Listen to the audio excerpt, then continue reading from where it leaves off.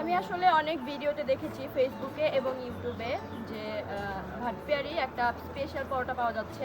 Hello everyone, আসসালামু আলাইকুম, it's me Afsana চেহেরি। আজকে আমি চলে এসেছি ভাটপিয়ারি ভাইরাল শাহজাহান কাকার পরোটার দোকানে।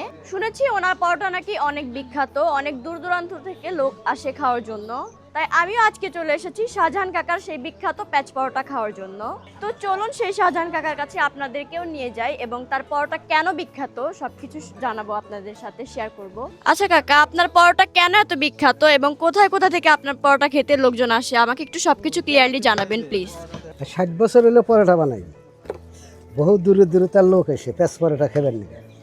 আর কী জন্য ভালো কী হামে ওটাও আমি তো জানি না, পাবলিকই জানে। বহু দূরে দূরে তেন এসে, রাজশাহীতে এসে, বগুড়াতে এসে, ঢাকাতে এসে, মাইক্রো নিয়ে এসে তারা খায়া সুনাম করে। পরোটা হাতে, প্যাঁচ পরোটা হাতে ডিম থাকে, মিষ্টি থাকে, সবজি থাকে, ডাউল থাকে, ডিম থাকে। পরোটা যারা যারা খায় তারা ট্রাই করে ভালো পরোটা খাওয়া যায়, একটা কাছে 2টা পরোটা খাওয়া যায়, যে মজা হয়। তারা আবার ফের এসে আর কি, ফের এসে সপরিবার নিয়ে তারা আসে আর কি।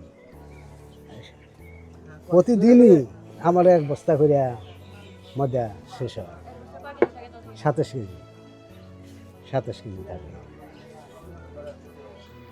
আমি একটু 20 মিনিটের জন্য জাস্ট নদীর কোলে গিয়েছিলাম, এসে দেখি সব খাবারই শেষ হয়ে গেছে।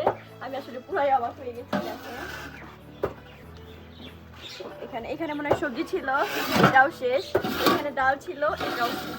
আমি জাস্ট খাবার লাস্ট এইটুকু পাইছি, সবজি ডাল মিক্সড করে।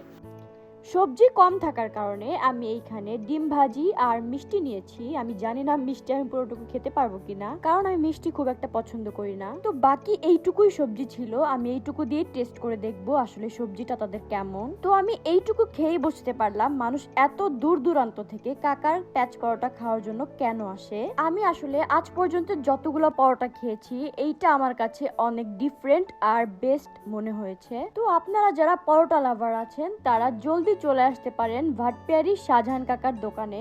আশা করছি আপনাদের কাছেও অনেক বেশি ভালো লাগবে। তো আমার আজকের ভিডিও এই পর্যন্তই। আমার ভিডিওটা সবার কাছে কেমন লাগলো কমেন্টস করে জানাবেন। আজকের মতো এখানেই বিদায় নিচ্ছি। সবাই ভালো থাকবেন, সুস্থ থাকবেন। আল্লাহ হাফেজ।